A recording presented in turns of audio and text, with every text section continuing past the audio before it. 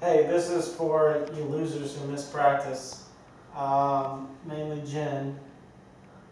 But this is a 2-4-2 defense. I'm sorry, 2-4-1 defense. These lines are on defense and the X's are offense. Pretty typical.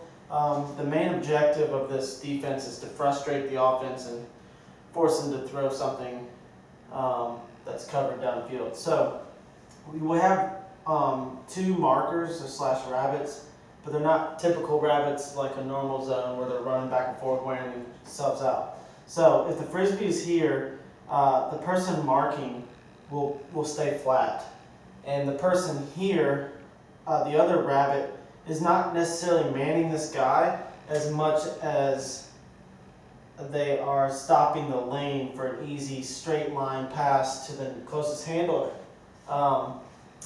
So we want to encourage this throw all the way over here, and I'll tell you that why in a moment, but that's the goal of these guys. The marks are flat, and this person's taking away the closest handler's straight line pass. If this handler goes back here, that's okay. We don't mind this pass because they're going backwards, but we just don't want the straight line pass here. We want a round throw or a round throw this way. And we'll explain why in a second. But that's the goal of these two markers. We have four mids here. They won't necessarily be in a straight line here. I mean, obviously, for demonstrations, it's a straight line, but it may be more like, they might have a person here, and you might be down here like this. The goal of the mids are to force their offensive players out and not let them get between them and the frisbee. Deep is just taking away the deepest person. The main objectives for these people is to make sure they're guarding somebody. If this person right here comes over to this guy here, and this person's just standing here, then they need to find somewhere to kind of be taking away a passing lane. But like I said, those are the objectives. You're forcing people out. Okay? That's a really rough, intro. Now, what happens here? There's a lot of communication in this defense. So what happens here is if this person throws all the way over here, in most cases with zone defenses, you are going to have people who are rabbits and they just run and mark. Well, I don't want to wear you guys out. And so what we're going to do is whoever this far right side wing is going to come straight down here, and they're going to mark. So now this person comes straight down here. They can even try to cherry pick and snag that, bait it, and get it. And once that happens there, and this person comes here, all these wings go over. This person goes over. This person who was marking on this half of the field goes back here. Okay? So everybody shifts. This person who's in the middle of the field stays in the middle of the field. So now that they've thrown it here, I'll show you real quickly what it looks like. This person no longer has the frisbee. This person now has the frisbee. And like I said, the person who was standing in the middle really just stays there. They might go a little bit closer here to here-ish. But they're still taking away that straight line pass.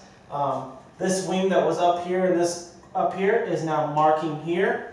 This mark here now moves up, like I said, moves up to here. And the wing that was here, everybody moves this way. So the other three go here. So you got a bust tail, move here, go here, go here, go here, and then that marker goes here. So you're not running as much. And so it also, like I said, encourages you to bait and catch this far side throw. So now that's over here, like I said, that wing came down and marking straight up. This person's taking away the easy throw. They won't have much downfield if you guys are finding somebody to man in your fourth of the field. Okay? That's your fourth of the field, and the deep has everything else. So what happens is this person can sneak down here because the reality is this throw over here is not that easy. And so this person can sneak down here. If they throw this throw, they can go try to catch it. But even if they don't get it, they're now in position to now mark there. Like I said, when it goes to this side of the field, this guy's got to move over here. This guy's got to move this way. This guy's got to move this way. And this guy's got to move this way, while this guy moves straight back up.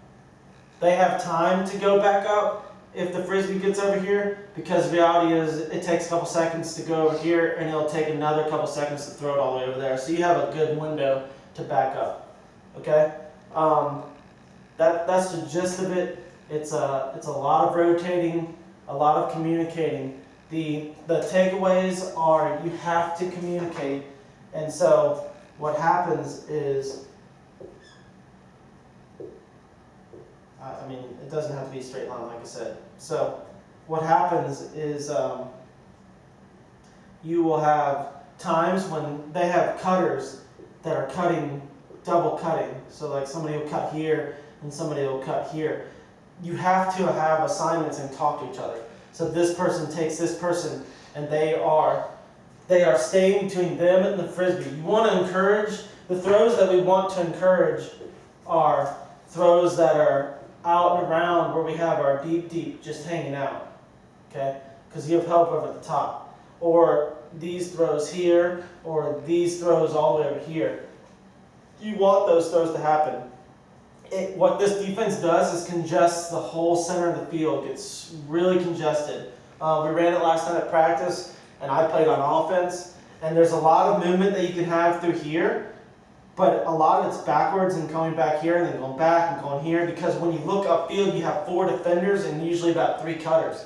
And so everything is congested. You can dink up here, but then you end up having to go backwards again because you have no continuation throws, if everybody does it right. So the common questions that we got for this defense was, you know, a lot of these what happens if questions.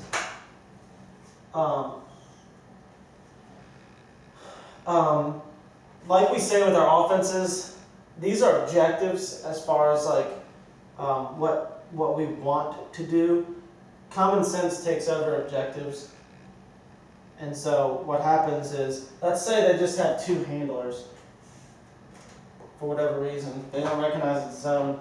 I said to take away the straight line pass to the handler. Obviously, if there's no one over here, then you're doing no good by standing here.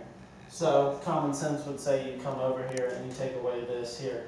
Now, oops, take away that there. But anyway, if you look backwards and the point is you're taking away passing lane. So sometimes like the handler might be up here, so you might have to stand here-ish instead of straight across. You're trying to make throws high and around. Okay, so that's the objective there. If the throw goes to this person here, so this person throws it to here, to this person, this person's not marking ever. And this wing would not come down, and only these wings come down to guard. So these people will never mark. This person never marks. So if this throws here, this person stays on that person, and they just go here, this person moves over. Okay, you want them to get to a sideline to then be tempted to make that huge around throw. Again, communicating. If they send somebody here and send somebody under, then this person guards here and steps here, and this person needs to back up and guard here. You're guarding people in your zone. I don't know the best way to help you think of that, but I think of spider webs, or you have zones. You're essentially splitting 4th of the field like this, and if anybody's in your zone, I don't care how it looks on offense, if they're just overloading, they wouldn't have this person here. You have to guard the people in your zone. So if this person comes in low and this person comes out high and overloads, then you guys need to help each other out. But you are needing to communicate, and you're forcing people out. In this scenario, I actually hope they put 4 because then Matt or whoever's deep can come in and help out big time, and now you can double team and congest this area down here. Trying to think if there's any other scenarios.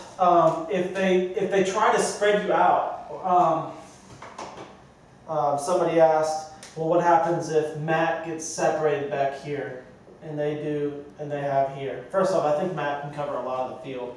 However, if for whatever reason we are set up like this, and they set two, and Matt doesn't feel comfortable playing deep because it's just not enough field, and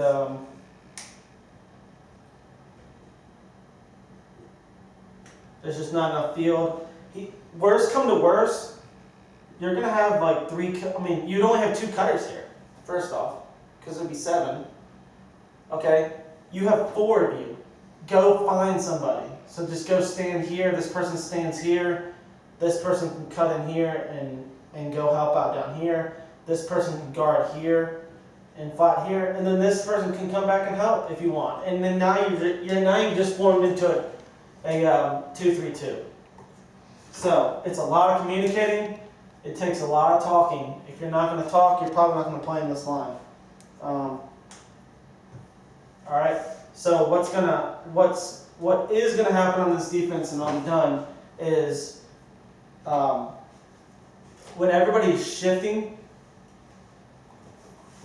offenses tend to zone in on certain cutters because they have a cutting system of some sort. I don't care what it looks like.